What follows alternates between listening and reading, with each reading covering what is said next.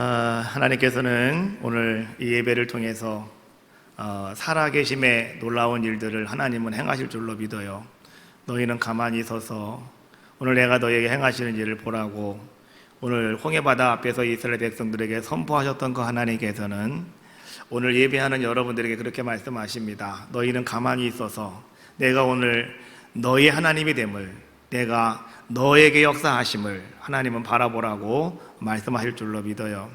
한 주간 동안 여러분 어두움 속에서 또 아픔 속에서 괴로움 속에서 여러분 신음하며 고통하는 우리의 모습들이 하더라도 오늘 내가 일어나 하나님 앞에 나와 예배할 때 하나님은 그 능력과 은혜와 은총을 여러분들에게 허락하실 줄로 믿습니다.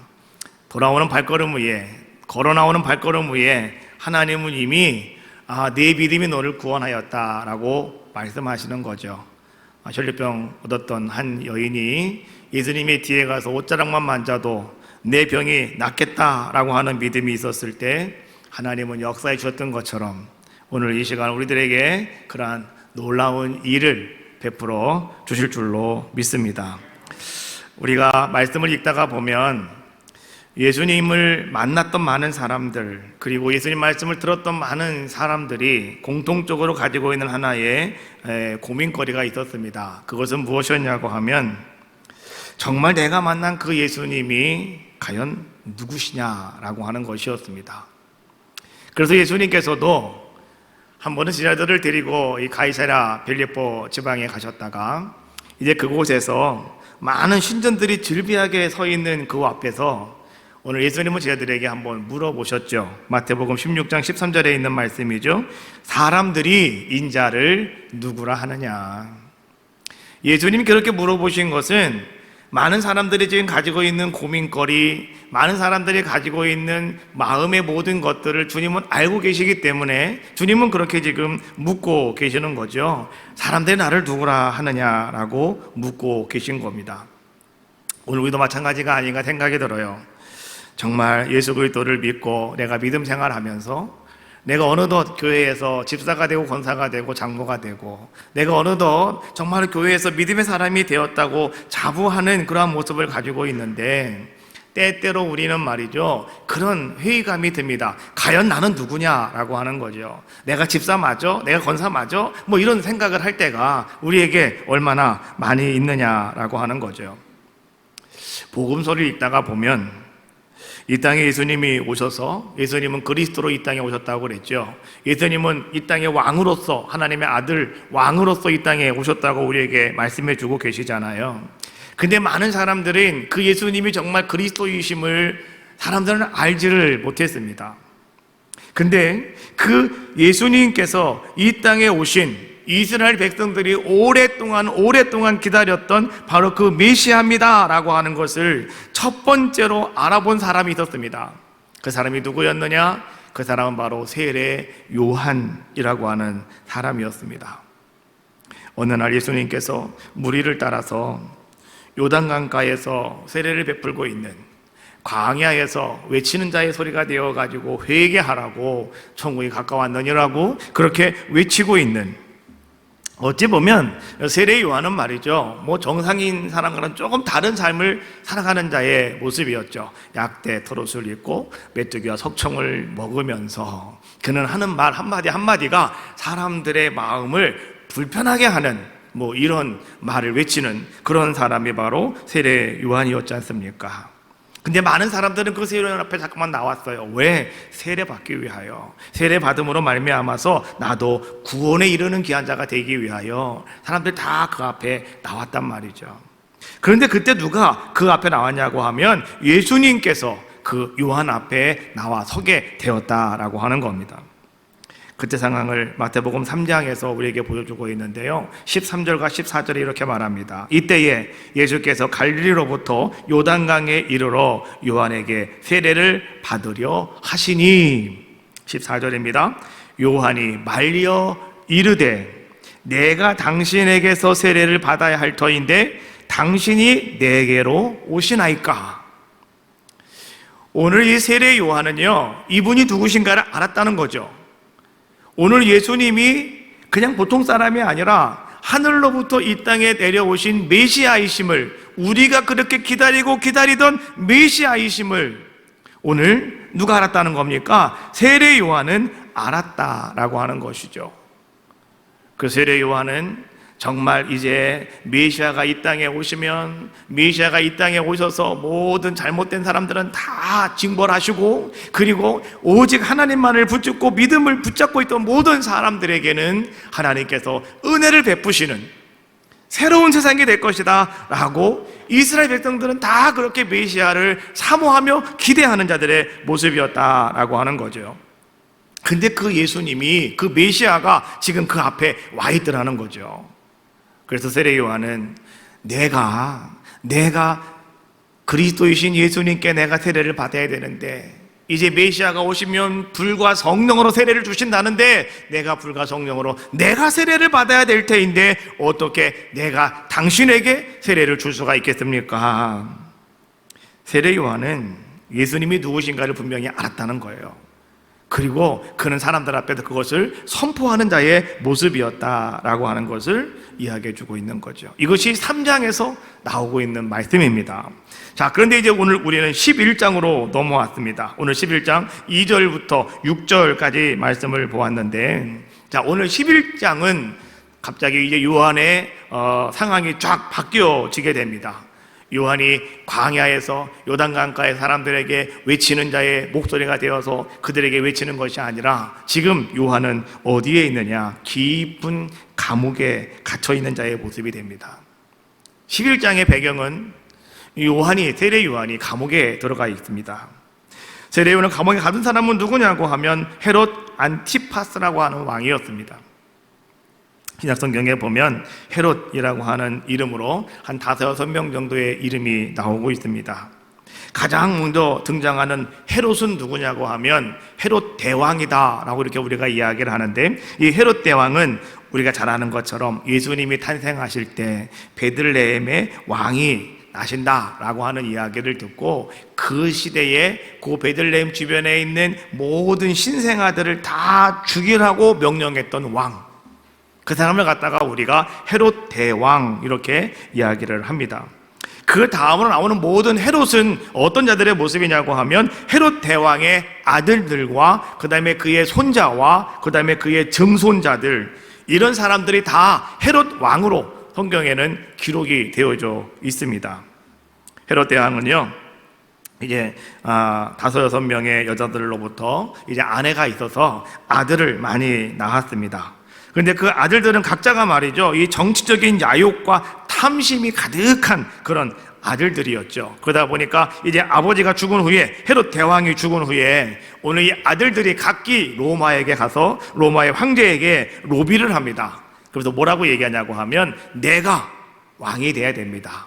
내가 왕이 되면 내가 황제에게 충성을 다하겠습니다. 뭐 이렇게 아들들이 다 가가지고 왕에게 자꾸 로비를 하게 되었죠. 그러다 보니까 로마 황제 케사르라고 하는 이 황제가 이제 이 한 사람 한 사람을 어떻게 뭐 할 수가 없다 보니까 어떻게 합니까? 오늘 이 로마 황제가 그러면 이스라엘의 영토를 3개로 분류를 합니다. 그래가지고 거기다 너는 여기를 하고 너는 여기를 하고 너는 여기를 하여라. 그래서 3명의 왕을 세워놨죠. 이것을 갖다가 우리가 성경에서는 뭐라고 이야기하냐고 하면 분봉왕, 이런 단어를 쓰는 겁니다. 한 파트를 맡아서 오늘날로 치면 경기도지사, 강북 전라도 도지사, 아니면 경상도지사 뭐 이런 식으로 이렇게 분류를 해가지고요 왕이라고 이렇게 다스리도록 만들었다라고 하는 겁니다. 세례 요한을 감옥에 가둔 헤롯은 안티파스라고 그랬죠. 이 대왕의 2번째 아들이었는데, 이 사람은 갈릴리와 베레아 지역을 분담받았습니다. 그 지역을 자기가 다스리며 왕의 역할을 감당하는 자의 모습이었죠. 그런데 이 사람은 매우 교활하였고 이 사람은 모략에 무척이나 능한 인물이었다고 합니다. 이복 형인 헤롯 아칼라오와 권력 투쟁을 하는 한편, 더 나가서 이복 동생인 헤롯 빌립이 있는데요, 이 헤롯 빌립과도 갈등을 겪는 자의 모습이었고, 더 중요한 것은 이 헤롯 빌립 자기 동생의 아내를 빼앗아 가지고 자기 아내로 삼아버렸죠. 그 아내가 누구냐고 하면 바로 헤로디아라고 하는 아내였다라고 하는 것이죠. 이런 사실을 가만히 바라보면서 그 누구도 오늘 이 헤롯 안티파스에게 가서 말하는 사람은 아무도 없었는데요, 오늘 세례 요한이 많은 사람들이 있는 그 공식 석상 앞에서 공개적으로 어떻게 합니까? 그 헤롯 왕을 책망합니다. 질책을 합니다. 그랬더니 헤롯 안티파스가 그 분을 참지 못해서 어떻게 합니까? 헤롯을 잡아다 감옥에 가두게 만들죠.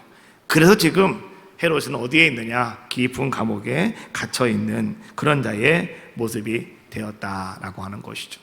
나중에 이 헤롯 안티파스가 이제 세례 요한의 목을 참수하죠. 그래서 세례 요한은 순교하는 그런 자의 모습이 되어지는데요, 바로 그런 사람이었다라고 하는 겁니다.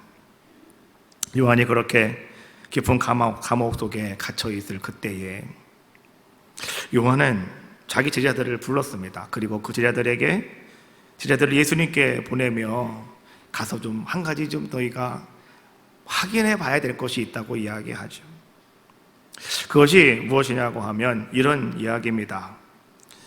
예수님, 당신이 정말로 진짜 하나님이 우리 이스라엘에게 약속하신 그분이 맞습니까? 라고 하는 질문이었습니다. 우리가 이 질문을 가만히 듣다가 보면 우린 좀 당황할 수밖에 없는 것이, 얼마 전에 세례를 주면서 마태복음 3장에서 오늘 광야에 있던 그 세례 요한이 요단강에서 예수님께 세례를 주면서 뭐라고 말했습니까? 당신은 메시아입니다 라고 명백하게 선포했기 때문에 오늘 정말 당신이 그분이 맞습니까? 라고 물어보는 그러한 모습은 왠지 오늘 우리를 좀 당황스럽게 만들 수도 있다라고 하는 겁니다. 세례 요한은 예수님을 하나님의 심판을 가지고 오는 그러한 메시아로 바라보았습니다. 많은 유대 사람들은 다 똑같았어요. 세례 요한뿐만이 아니라 많은 이스라엘 백성들이 오랫동안 몇백 년 동안 그들은 메시아를 기다리고 있는데, 그 메시아는 어떤 분이라고 생각을 했냐고 하면 모든 잘못된 사람들을 책망하고 그들을 징벌하고, 그리고 오직 하나님만을 섬기고 신실하게 믿음을 지키고 있는 모든 사람들에게는 하나님께서 상을 베풀어 주시며 은혜를 베풀어 주시는 그분이 바로 누구시냐? 그분이 메시아일 것이라고 생각을 했죠. 그래서 마태복음 3장 12절에 이렇게 말하는 겁니다. 손에 키를 들고 자기의 타작마당을 정하게 하사 알곡 음모와 곡간에 드리고 쭉정이는 꺼지지 않는 불에 태우시리라. 그리고 그분은 불과 성령으로 세례를 베푸실 분이다. 오늘 세례 요한은 그렇게 이야기를 합니다.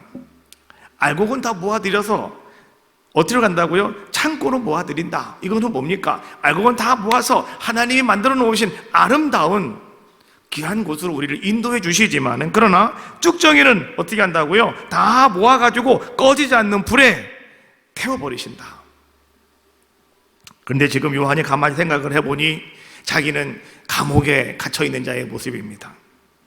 어찌 보면 자기는 알맹이가 아니라 자기는 쭉정이가 되었다라고 하는 생각을 오늘 요한은 할 수밖에 없었지요. 나는 쭉정이가 되어서 나는 감옥에서 이렇게 죽어가고, 그 다음에 오늘 저 헤롯 안티푸스는 어떻다 그럽니까? 권력이 점점점 커져가고 저렇게 번영하고 있으니, 오늘 그것이 요한의 의심이었습니다. 요한의 고민거리였더라라고 하는 것이죠. 그래서 오늘 3절 말씀에 그렇게 말하는 거예요. 예수께 여짜오되 오실 그 이가 당신이십니까? 아니면 우리가 다른 사람을 기다려야 되는 것입니까? 오실 그분이 정말 당신이 맞습니까? 그렇지 않으면 우리가 다른 사람을, 다른 분을 기다려야 되는 것입니까? 오늘 세례 요한은 그렇게 예수님께 묻고 있더라라고 하는 것이죠. 세례 요한이라고 한다면 어떤 자입니까? 예수님보다 먼저 이 땅에 오셔서 주의 길을 예비하는 자, 정말로 하나님의 아름답게 귀하게 쓰임받아서 오직 믿음으로 사명 감당했던 사람, 어찌 보면 흠잡을 데가 한 사람도 한 곳도 없는 사람이 바로 세례 요한이었을 것인데, 근데 그 세례 요한도요, 지금 감옥에 앉아서 오늘 자기는 쭉정이라고 생각을 하고 그리고 오늘 세례 요한도 분명히 주님은 그리스도이십니다 고백을 했음에도 불구하고 당신이 정말 그분이 맞느냐고 반문하는 이러한 모습을 우리는 바라보면서 마음이 아프죠. 그런 세례 요한에게 주님은 이렇게 말씀하셨습니다. 4절과 5절 말씀해 보니까 예수께서 대답하여 이르시되 너희가 가서 듣고 보는 것을 요한에게 알려라. 맹인이 보며 못 걷는 자가 걸으며 나병한 자 깨끗함을 받으며 못 듣는 자가 들으며 죽은 자가 살아나며 가난한 자에게 복음이 전파된다 하여라. 아니 주님께서는 맞아 내가 메시아야라고 하면 되는데 오늘 예수님 그렇게 말씀하지 아니하시고 뭐라고 말씀하고 계십니까? 맹인이 보며 못 걷는 사람이 걸으며 나병 환자가 깨끗함을 얻고 못 듣는 사람이 듣게 될 것이며 죽은 자가 살아나게 될 것이다. 가난한 자들에게 복음이 전파되어지는 것 너희들이 본 대로 가서 그대로 세례 요한에게 가서 이야기하여라 라고 이야기해 주고 있는 거죠. 어찌 보면 편안하지 않고 즐겁지 않은 나의 삶의 환경 속에 살아가는 사람들에게는요, 예수 그리스도가 오십니다, 예수님 메시아가 우리에게 오십니다 라고 하는 선포와 대림절을 맞이하면서 예수님의 오심을 우리는 기뻐해야 되는 때가 바로 지금입니다 라고 하는 선포는 그저 잔인하게 들릴 수도 있더라라고 하는 것이죠. 마치 세례 요한과 같은 처지에 있는 사람이라면 아마 그것이 오늘 우리의 삶 속에서도 그렇게 들려오지 않겠는가? 메시아가 오는 것이 무슨 기쁨이고 메시아가 오는 것이 도대체 나와 어떤 상관이 있는 건데? 라고 생각할 수밖에 없는 것이 오늘 우리들의 모습이 아니겠는가? 만약에 세례 요한이 오늘 이런 예수님의 말씀을 들었다고 한다면, 만약에 우리가 그런 처지에 있었다고 한다면 우리는 뭐라고 말할 수가 있겠습니까? 이렇게 말하지 않겠습니까?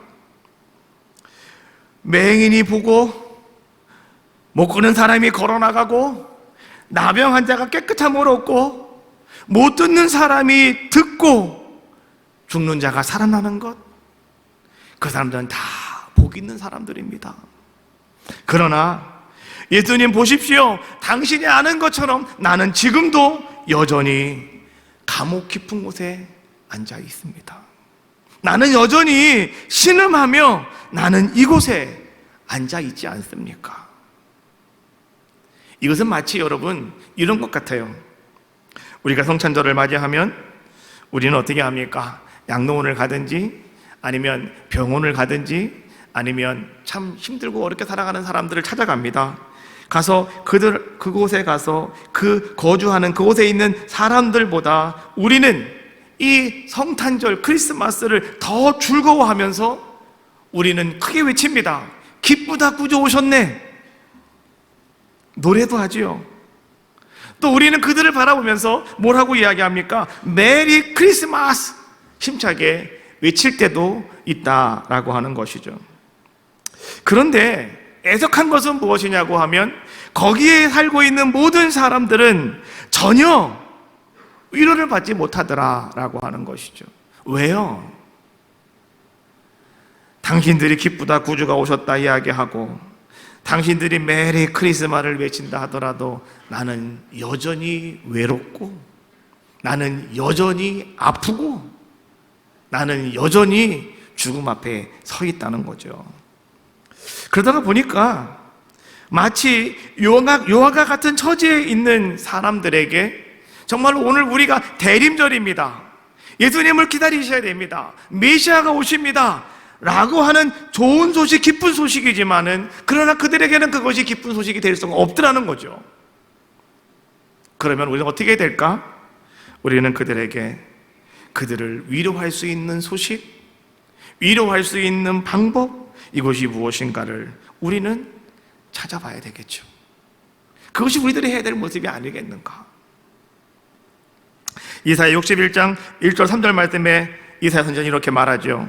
주 여호와의 신이 내게 임하셨으니 이는 여호와께서 내게 기름을 부으사 가난한 자에게 아름다운 소식을 전하게 하려 하심이라.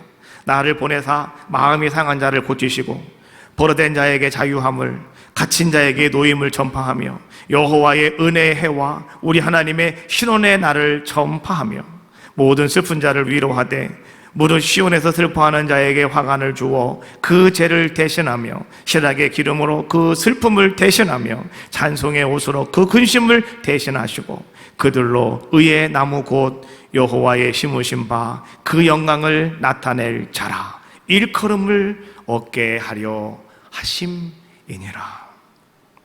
주님은, 메시아는, 오늘 이 땅에 오신 그리스도는 어떤 분이시라고요? 마음이 상한 자를 고쳐주시고 포로된 자에게 자유함을 주시고 갇힌 자에게 노임을 전파하며 또 여호와의 은혜의 해와 우리 하나님의 신의 나라를 전파함으로 모든 슬픈 자들이 위로함 받는, 슬퍼하는 자들에게 화관을 만들어주며 죄를 대신하여 기쁨으로, 또한 더 나아가서 슬픔을 대신하여 찬송할 수 있도록 그렇게 만들어주시는 그분이 누구시라고요? 그분이 우리 그리스도이시다. 이사야 선지자는 그렇게 고백하고 있는 것이 아니겠습니까? 사람들이, 모든 성도들이 대림절과 성탄절을 맞이함에 있어서 조금은 우울한 마음을 가지고 있는 분들도 있죠. 왜 우울한 마음을 가지고 있을까요? 아마도 거기에는 뭔가 우울할 만한 이유가 있어서 그랬겠죠.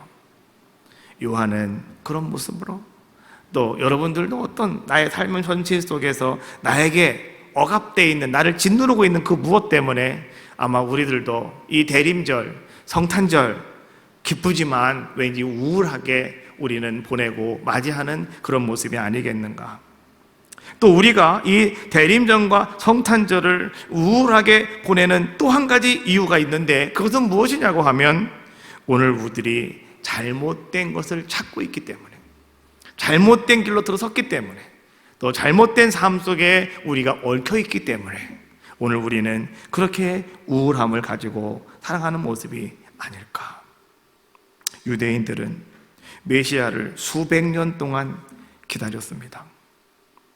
그때만을 위해 살아온 사람들처럼 그들은 그렇게 기다리며 살아가는 사람들이 누구였느냐? 그들이 바로 유대인들이었습니다.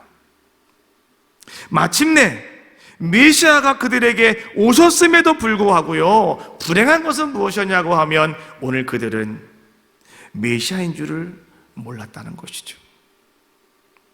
요한복음 1장 9절로 11절 말씀에 보면 참빛 곧 세상에 와서 각 사람에게 비추는 빛이 있었나니 그가 세상에 계셨으며 세상은 그로 말미암아 지은 바 되었으되 세상이 그를 알지 못하였고 자기 땅에 오매 자기 백성이 영접지 아니하였으나.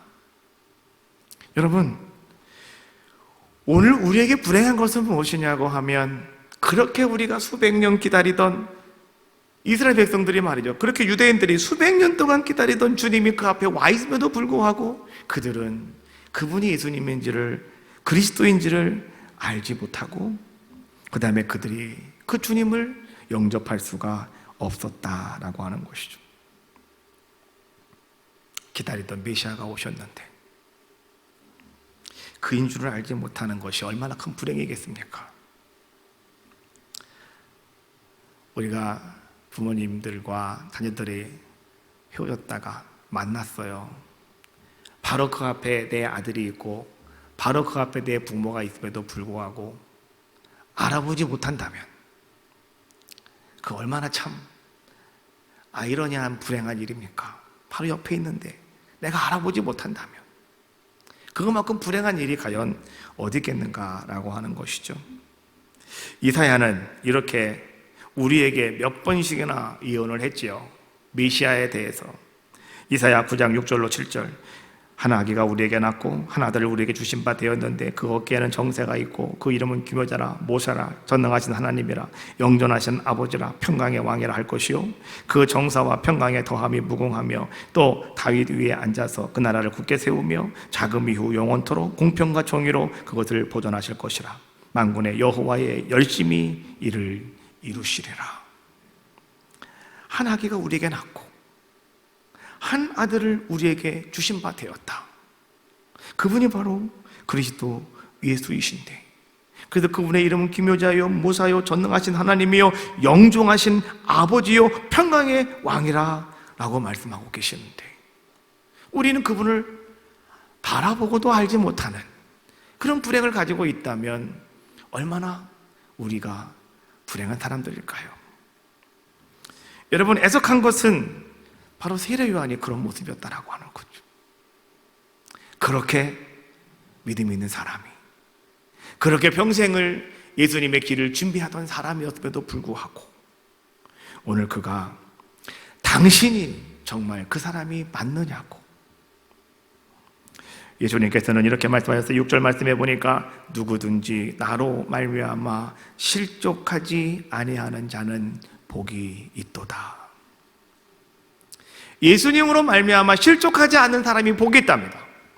여러분, 오늘 여러분들이 믿음 생활 열심히 하면서 신앙생활 몇십 년 해오면서 내가 교회에서 아름다운 직분도 맡고 내가 힘써 주님을 섬기다가 지금 여러분의 삶 속에 어떤 피치 못할 문제로 말미암아서 여러분 손발을 못 쓰고 그냥 눈물 흘릴 수밖에 없는 상황 속에 처해 있다 하더라도 오늘 예수님으로 말미암아 실족치 않는 자가 복이 있답니다. 할렐루야. 이 사람이 복이 있다고 예수님 말씀해 주고 있는 거예요. 이거 세례요한에게 하시는 말씀이에요. 곧 오늘 우리에게 하시는 말씀은 아닐까.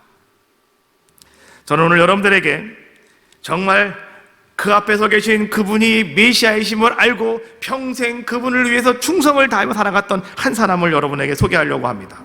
그 사람은 누구였느냐? 그 사람은 자칭 사도다 이야기하는 바울이라고 하는 사람이죠. 바울은 30대 중반에 회심하여서 30년 이상을 우리 복음 사역에 충성했던 사람이었습니다.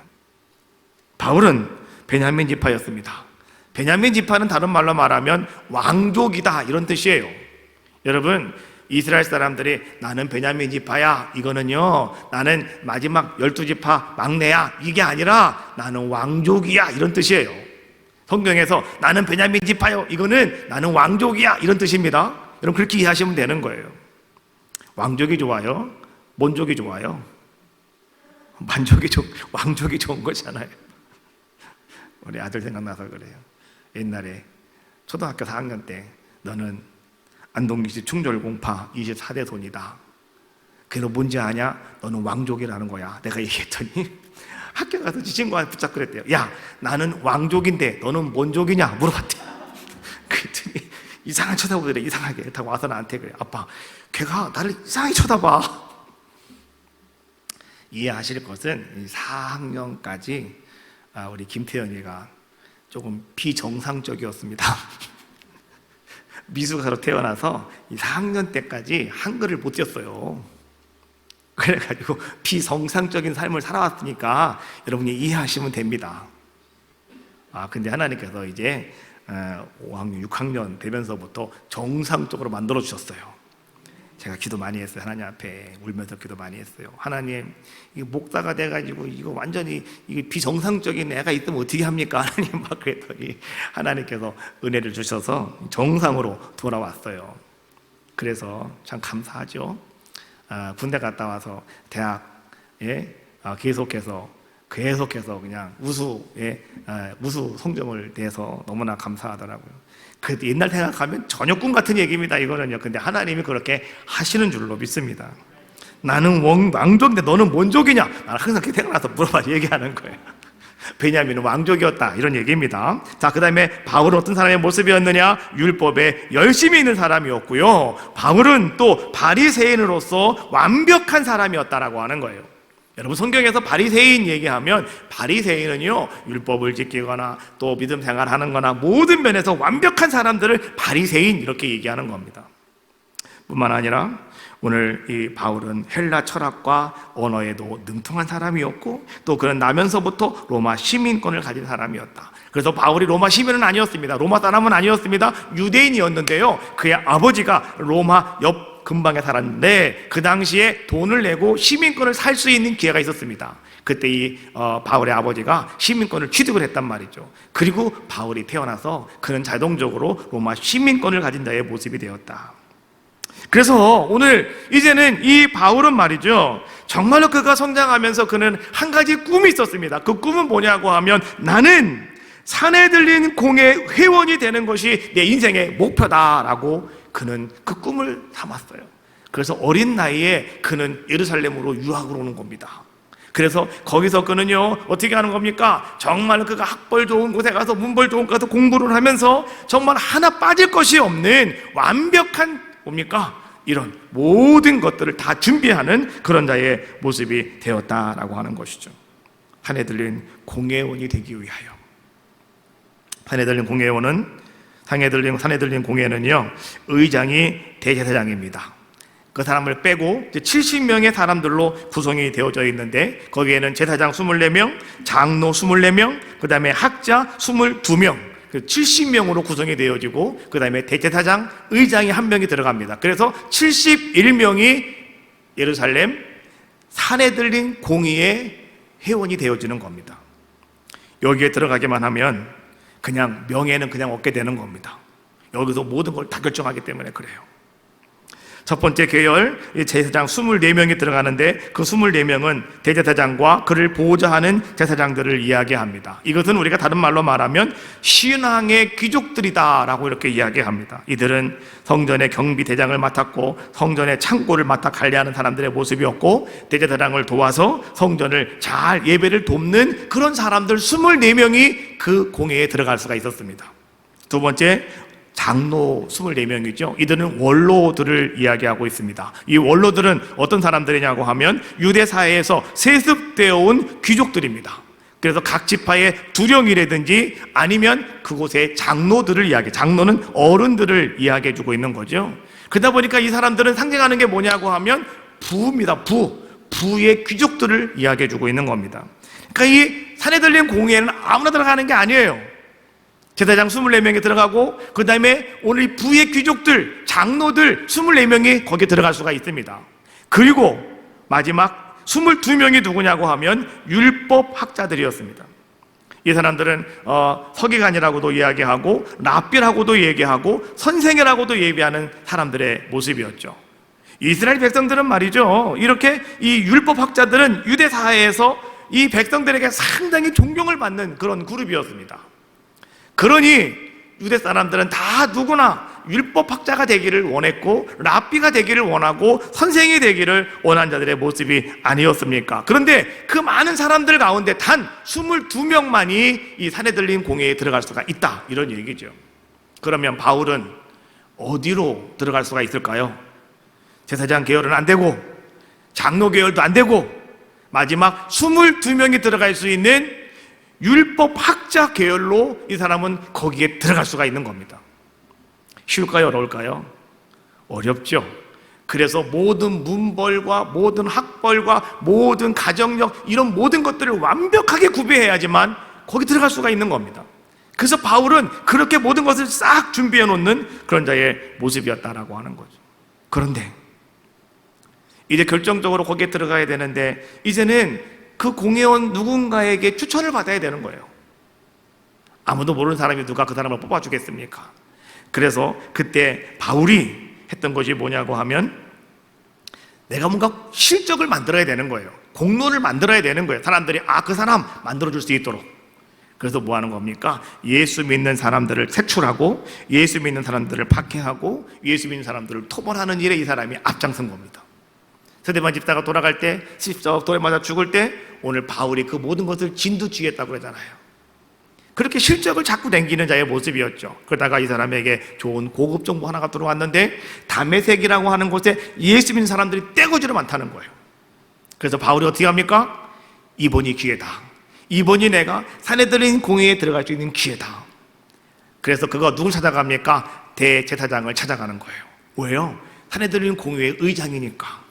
가서 그 사람에게 나에게 군사를 붙여주신다면 내가 가서 예수 믿는 사람들을 다 잡아오겠습니다. 다 박멸하고 오겠습니다. 그래가지고 공문을 붙잡고 대제사장에 공문을 주어가지고 공문을 가지고 그가 어디로 가는 겁니까? 다메섹을 향해서 가다가 그는 다메섹 도상에서 예수님을 만나게 되는 거죠. 바울은 거기서 주님 만나고 거기서 그는 예수님께 붙잡힌 받는 자의 모습이 되었습니다. 왜 그랬을까요? 바울은요, 그분이 메시아며 그분이 그리스도이심을 바울은 알았기 때문에 그런 거죠. 바울도 메시아를 기다리는 사람 중에 한 사람이었거든요.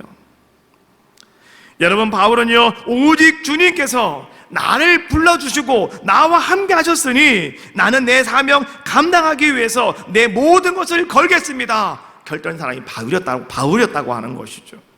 바울이 고린도후서 11장 23절로 27절 말씀해 보니까 바울은 이런 고백을 합니다. 여러분 잘 들어보십시오. 그들이 그리스도의 일꾼이나 정신없는 말을 하거니와 나는 더욱 그러하다.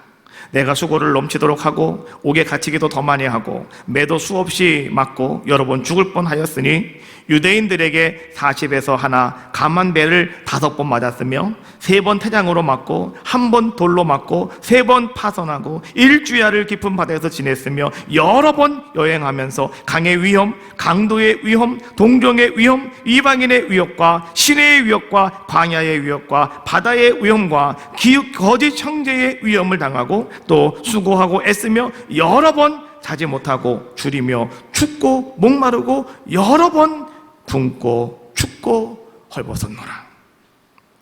바울이 여러분 하는 얘기가 무슨 얘기입니까? 여러분, 만약에 우리가 지금 이런 상황이라면 우리는 어떻게 했을까요?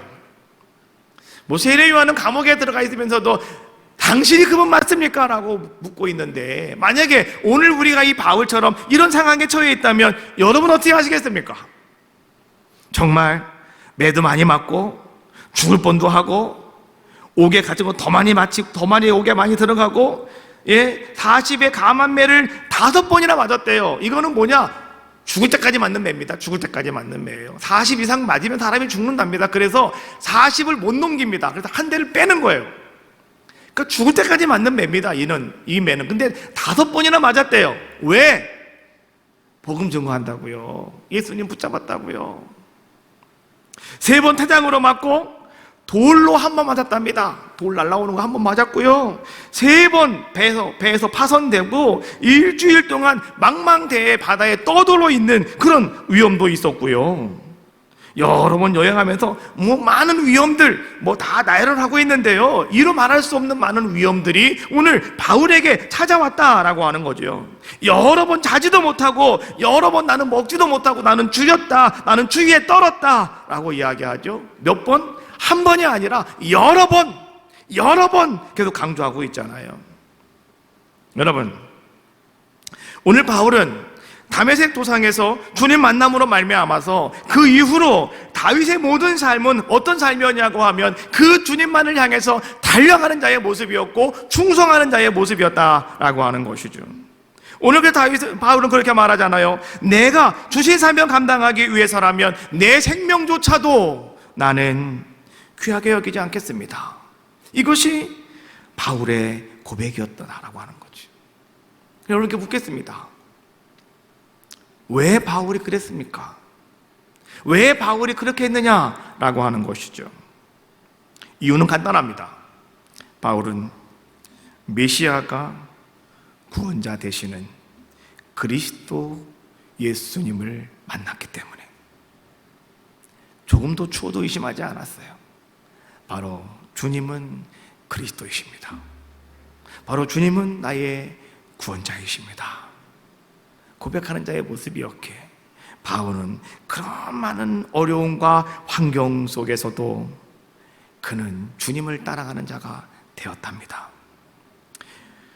오늘 이 시간 여러분들은 어떤 모습을 가지고 있습니까? 여러분의 환경, 여러분의 여건, 여러분의 모든 형편들, 여러분 그 속에서 오늘 우리는 어떤 모습을 가지고 있습니까? 내가 믿음의 사람이라고 이야기하지만 세례 요한처럼 그렇게 오실 그분이 정말 당신 맞습니까? 라고 이렇게 질문하고 있지는 않겠습니까? 여러분, 바울을 바라봅시다. 바울처럼 내가 주님 만났다면 그분이 오직 그리스도이심을 여러분들이 확신했다면 여러분 나와 함께 하신 주님과 함께 오늘 여러분들도요 최선을 다하며 평생 주님 안에서 아름답게 승리하는 복된 삶이 되시기를 주님의 이름으로 축복합니다. 오늘 주님이 하신 말씀을 다시 한번 읽어드립니다. 오늘 11장 6절 말씀, 누구든지 나로 말미암아 실족하지 아니하는 자는 복이 있느니라. 다시 한번 해볼까요? 시작. 누구든지 나로 말미암아 실족하지 아니하는 자는 복이 있느니라. 할렐루야. 지존하신 주님 이름 앞에 일어나 봅시다.